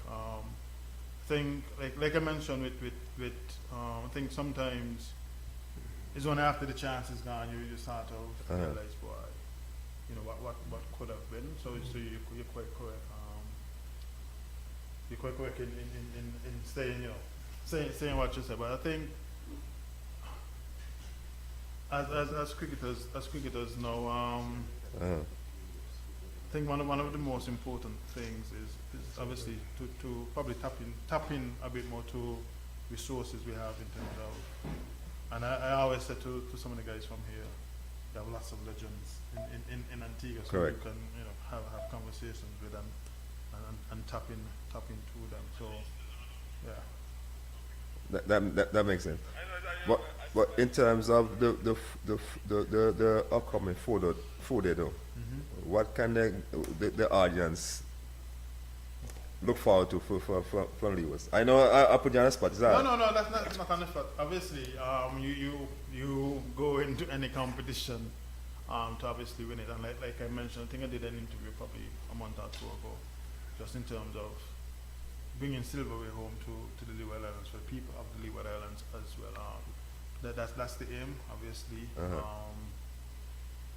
Play good cricket, and like I said, I mentioned earlier about, you know, just not looking at the outcome, but how we get there. And I think you know, preparing for 4 day, you know, that's going to put us in good stead. But people, I believe, can look forward to us playing good cricket. Last season in 4 day cricket, we saw the likes of Kadeem Henry in his first season, sharing a 200 and I think it was 221 partnership with his own partner Mikhail Louis. We had about 551 partnerships within our team. So I think going into 4 day, we're obviously looking to repeat in terms of, you know, playing good cricket. We're obviously going a step further and bringing home silverware to the Leeward Islands. But you want to just mention him just now, Kadeem Henry. I've seen the guy since you're under 15. Even Hamilton, I had Hamilton in factory under 15, the guy Walters and so, Chestnut Hughes. I had him in factory some years ago now, when they were under 15. I didn't see Kadeem there under 15 too. I think he's a pretty competent guy. Well, see, like I didn't have in the plan. I don't know. I was saying. Kadim is he's well and truly he's a franchise player. Okay, didn't know all that. Yeah. He's the second year in the franchise. Like I mentioned, this was his first 4 this season. He scored 400 plus runs in his first 4 this season. Mm-hmm. I think he played Super 50 for us last year, but thought we were going to go into details, but we didn't. But I think, and I always say this, sometimes we speak about our regional cricket not being as it was, but I think it's still quite a jump from playing for your national team going into regional cricket. So, like for Caddy, for example, you know, it was sort of an eye-opener for him when he played Super 50 last year. We had conversations, and he went away and he did lots of work, and then he came in the 4 day showing that the work he did. And I'm just hoping for some of the guys, like I mentioned earlier, we had 6 guys playing Super 50 for the first time. I already started doing reviews, so I had conversations with some of them, and it was the same thing they mentioned. You know, it's sort of a big jump in terms of, even though it's not top quality cricket, but it's a big jump from what they did before. So hopefully, when they get opportunity again, they grab it with both hands. I want to jump in with Steve. I see the phone working? Yeah. Oh, okay. Ed was saying one piece of the guy. I don't know why Ed was saying one piece of you. I don't know why Ed was one piece of you. Get at him. That word jump, you know? That word jump. You take it back, you know what I mean? Can I tell you something about the jumping story? This is why I say I'm thinking about the 4-day cricket. I used to tell my guys, you know, when I play school league cricket, you might have ball maybe 1 or 2 good balls at best. Right? You come to parish league, maybe 2 or 3. You come to first class, maybe 3 or 4. You go to the United maybe 4 or 5. But when you go to test cricket, you can see the bad ball. And that's a jump, you know. That's why you need guys playing 4-day cricket instead of 50 to pick for the team. Because you have to learn to bat long and concentrate. It's important, you know. I play ball in Pakistan, you see the bad ball for about 2 hours. You're not seeing a bad ball. So we say you see bad balls at the high level. So that's why I say place a lot of emphasis on 4-day cricket. Anyway, so when you play with 20, nobody feels slip most of the time now. Edge is on the biggest shot. And people call clap, well, you want to score. When we play 4-day cricket, all the man is slip there, but when the edge is going with the business, right? Especially early time when we play against parish in school team, you have about 4 or 5 guys in the field in the slip. Get the field for West Indies in the slips. And guys with that. Edge out, walk. No, seriously, drop catch, because I practice if you can't play, you can't come play. Yeah, that's the rule. And it's like Ty said, which is, I like what he said a while ago, those kind of talking, I don't think level 3 people give them kind of talking there. For tell a player, sit down a player, tell a young player, hey, the higher you go, and the more difficult to get to prepare innings and bowl and stuff, those kind of conversations, you think coaches have the control with players these days? I can't speak for. I know. Why ask a question? When you look at the performance, you wonder. Yeah, I can't speak for, but like I said, I'm quite open and just have like realistic conversation. Like I mentioned Sir Curtly earlier, quite happy to have him around, have someone who played international cricket.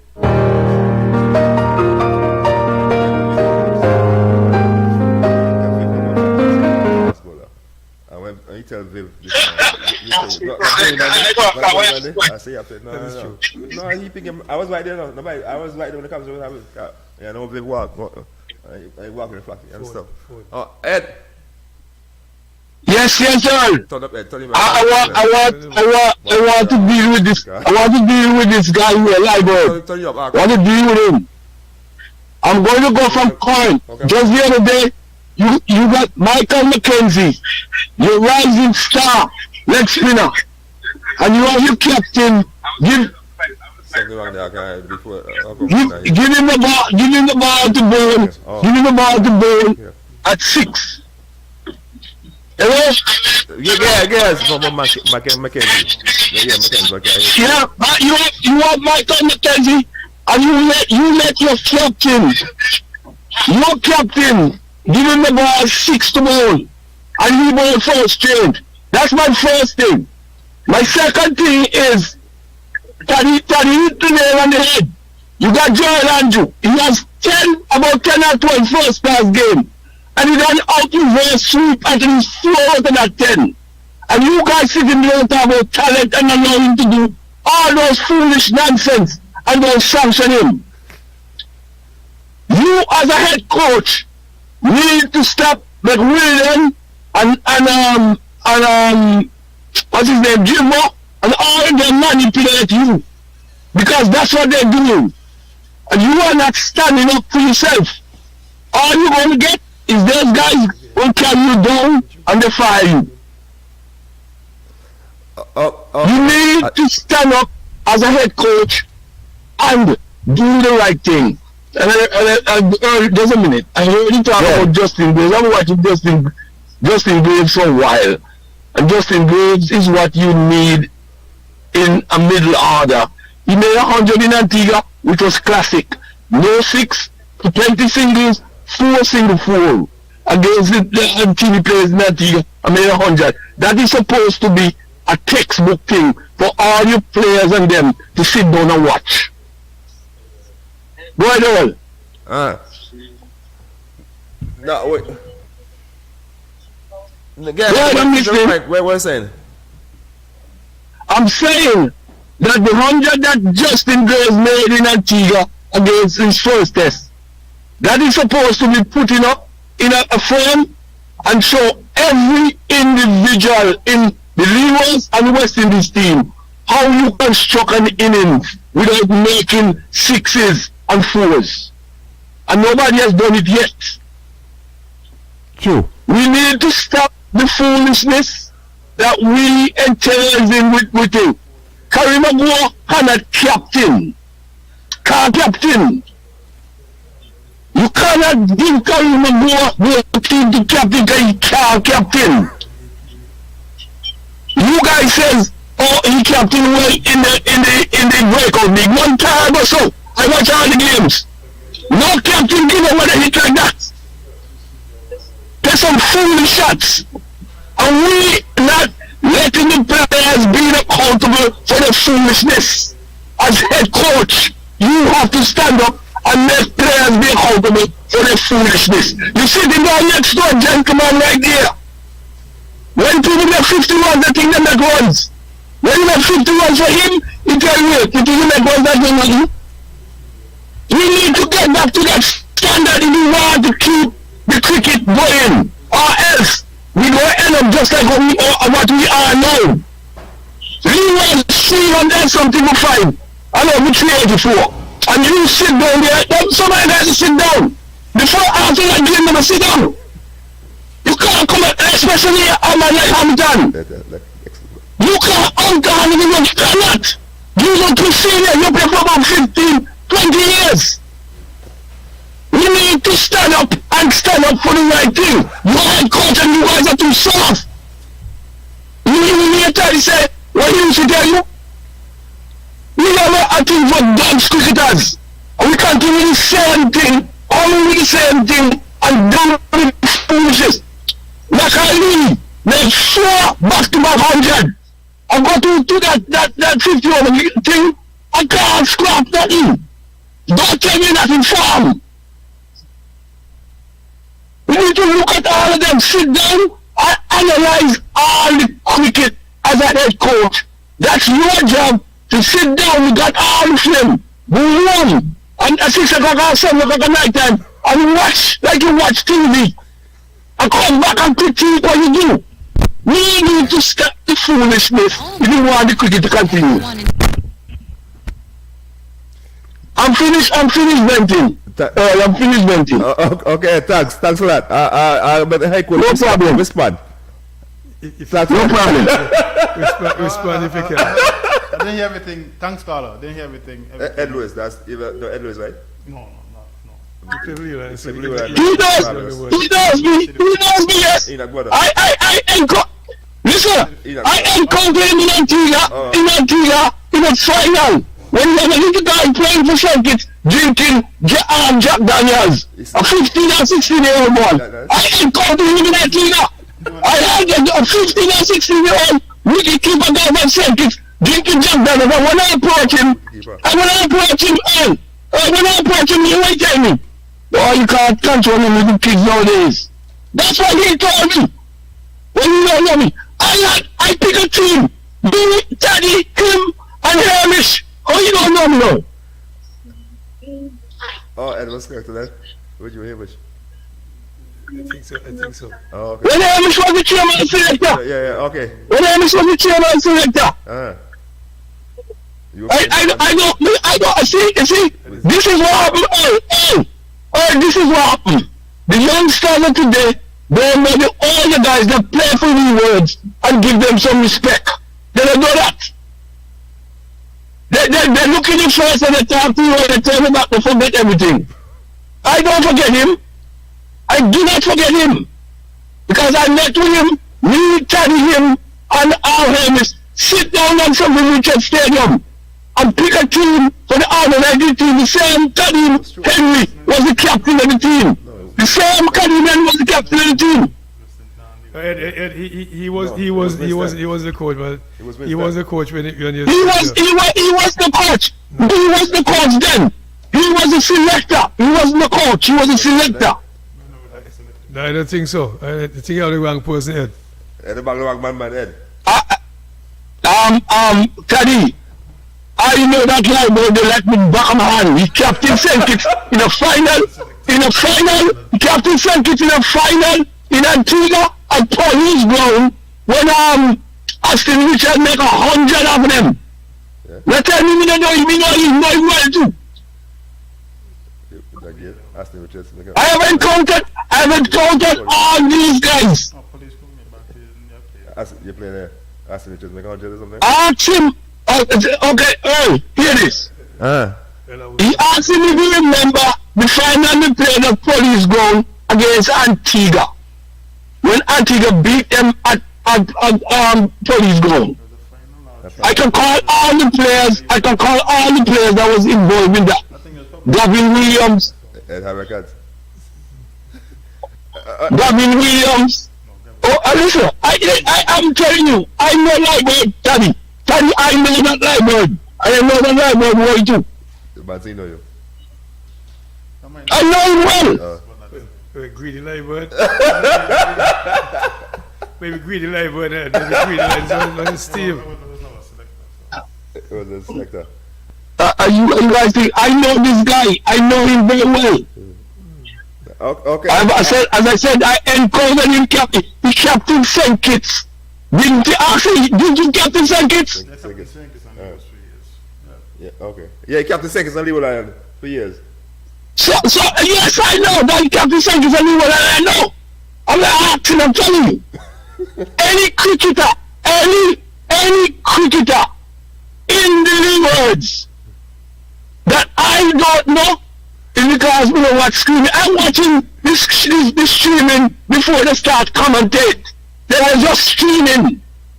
Before they start commentating, they were just streaming, and you have to watch and understand the cricket because you know the cricket.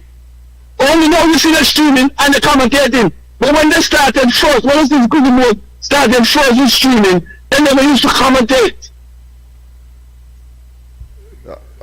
Okay. Is this guy going about the number 4 million words? Anyway. Okay, buddy. You guys go and have a nice day. I continue to listen. Thanks, man. Thanks. Mr. Lyman, man, say you know it well. I might know if I'm seeing him, but yeah, that's Enoch, buddy. He make 145 against Barbados. In Barbados, a lot of people talk about that in Israel. It was very classy in Barbados. You know, cause you never make 100 Barbados against some Barbados. It's definitely. You know, shotsman. He was a very shotsman. Left-hander. Yeah, left-hander, shotsman. Yeah, tough cricketer. But I love to hook on that. I love to hook on cut. You love that. from back there. Yeah, hook on cut. Yeah, I love hook on cut. But time well spent. You know, I know we can stay all day and talk to you, but we have to go. We've gone overtime. But as we wrap up, your partner, what you want to tell your fans, you want to tell the other people watching you, other people all over New York, all over watching you. You want to tell them about Leewards quick, what you want to tell them to look forward to Leewards. Whatever you want to say. First of all, thank you guys for giving me the opportunity to come on the platform. Whenever just shoot me a message. Right. Once I'm available, I will come. Like I mentioned, just look forward for good things from Leeward Islands going forward. It's not for the lack of the guys, practicing, training and stuff. We mentioned some good things in terms of, just being a bit hard and what's not. So obviously, like I mentioned, 4 days next for the full franchise for the younger guys that have break out in January. So just put your support behind us, and obviously we go out there and try to do. Well, not try, because I don't like to use the word. We go out there and do our best for the people of Leeward Island, and hopefully by the end of next year we have some sort of silverware. Well, no, next week I say Carlisle Police, and Carlisle Police one more knock it to bump next week or whatever. I don't know. But I'll make sure. I'll make sure so we go live next week with Carlisle Police. Send you the clip so you can listen to it. No problem. I know Carlisle very well. You can see my guys there. I'm knowing very well. Yeah. So why does it engage you today? Carlisle? Yeah. I'm not sure.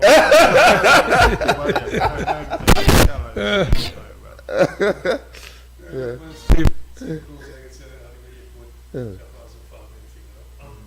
Well, it's nice having you, man. First thing you're meeting you, got a card, and I come over to cricket anymore. Like I said to you earlier, I was almost a kitty shot.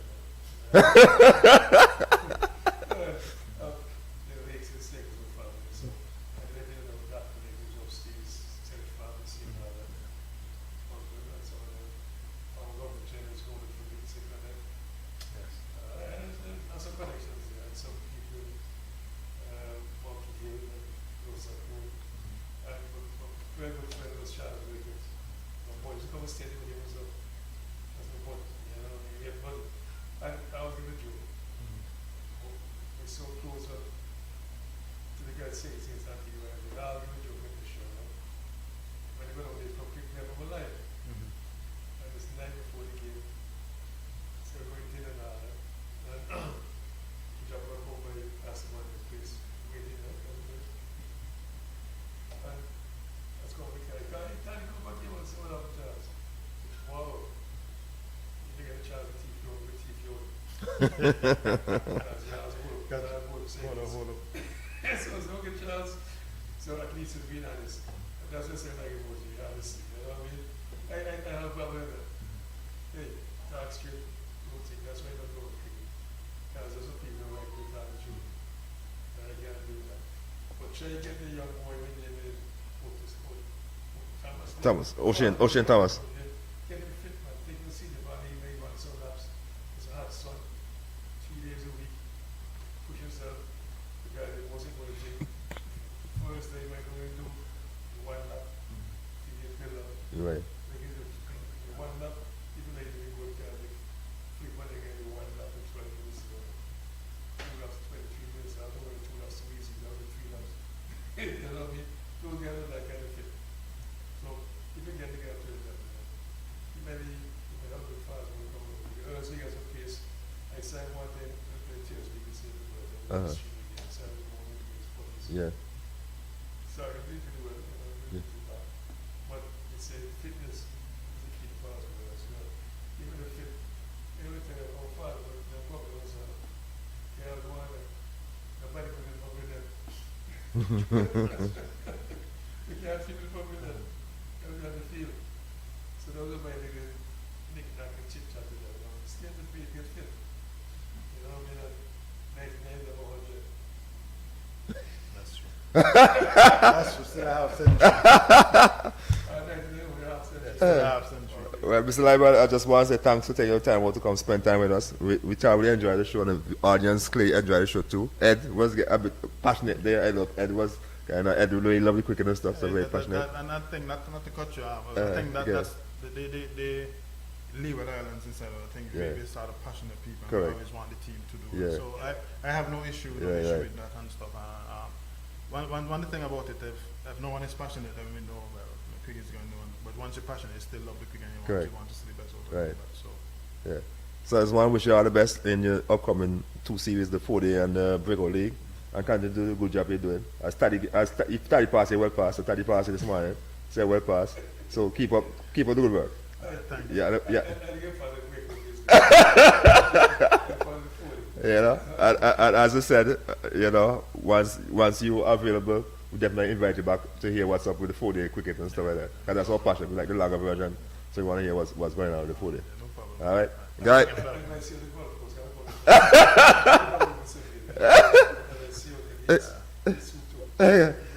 Guys, have a good weekend.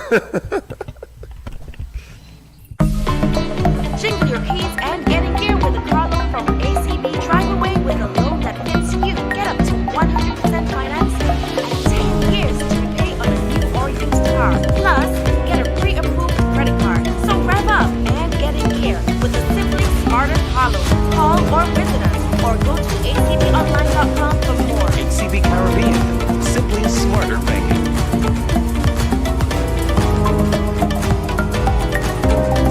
Jingle your keys and get in gear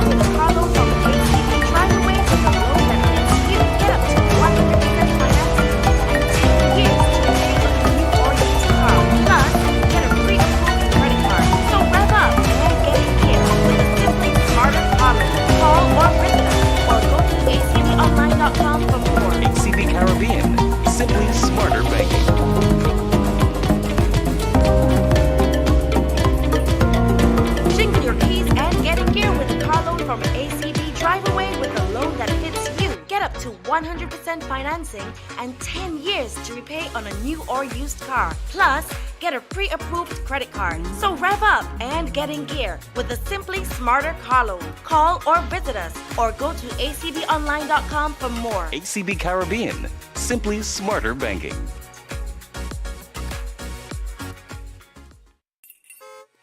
Jingle your keys and get in gear with a car loan from ACB. Drive away with a loan that fits you. Get up to 100% financing and 10 years to repay on a new or used car. Plus, get a pre-approved credit card. So rev up and get in gear with a Simply Smarter car loan. Call or visit us or go to acbonline.com for more. ACB Caribbean, simply smarter banking. Jingle your keys and get in gear with a car loan from ACB. Drive away with a loan that fits you. Get up to 100% financing and 10 years to repay on a new or used car. Plus, get a pre-approved credit card. So rev up and get in gear with a Simply Smarter car loan. Call or visit us or go to acbonline.com for more. ACB Caribbean, simply smarter banking.